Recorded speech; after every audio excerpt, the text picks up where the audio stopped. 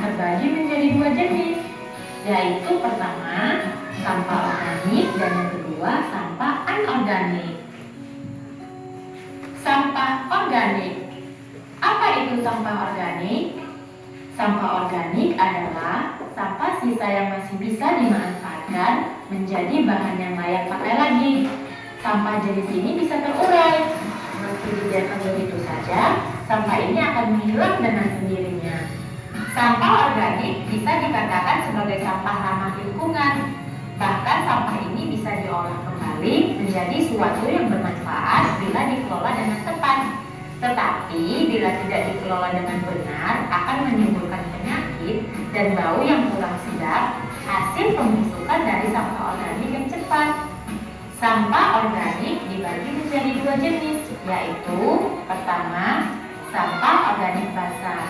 Sampah organik basah adalah sampah organik yang banyak mengandung air.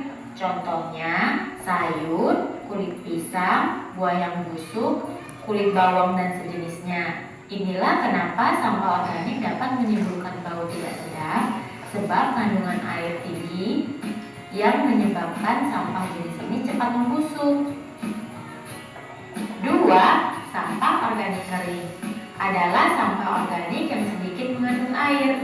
Contohnya kayu, ranting pohon, dan daun-daun kering. Kebanyakan sampah organik ini sulit diolah kembali, jadi lebih sering dibakar untuk memusnahkannya. Tiga, sampah organik dapat diubah menjadi biogas dan listrik. Sampah organik yang berasal dari kotoran hewan maupun manusia, limbah tempe dan tahu, digunakan sebagai bahan utama untuk dijadikan biogas dan listrik. Mari kita ke manfaatnya. Manfaat sampah organik yang pertama, bisa digunakan untuk kompos atau pupuk organik.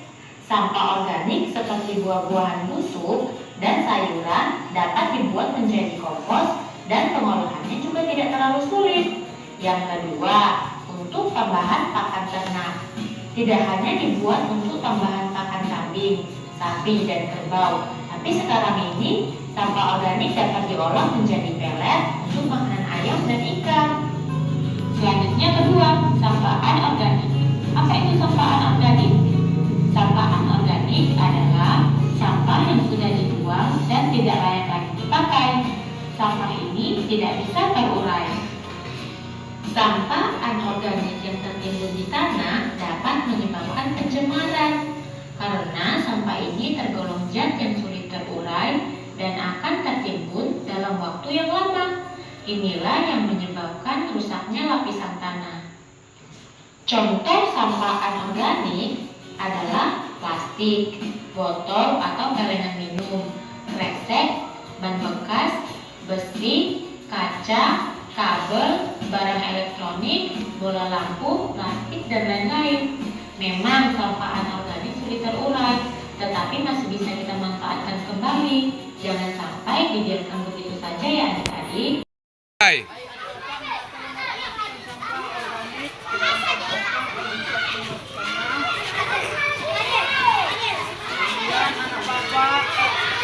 Ini sampahnya. Organik, plastik.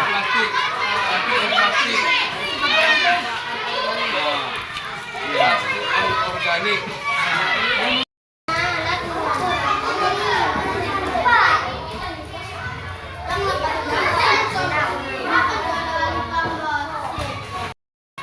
Inilah hasil karya anak-anak P5 Profil Pelajar Proyek Penguatan Profil Pelajar Pancasila. Inilah hasil anak-anak Bapak kelas 5 P5 Proyek Penguatan Profil Pelajar Pancasila.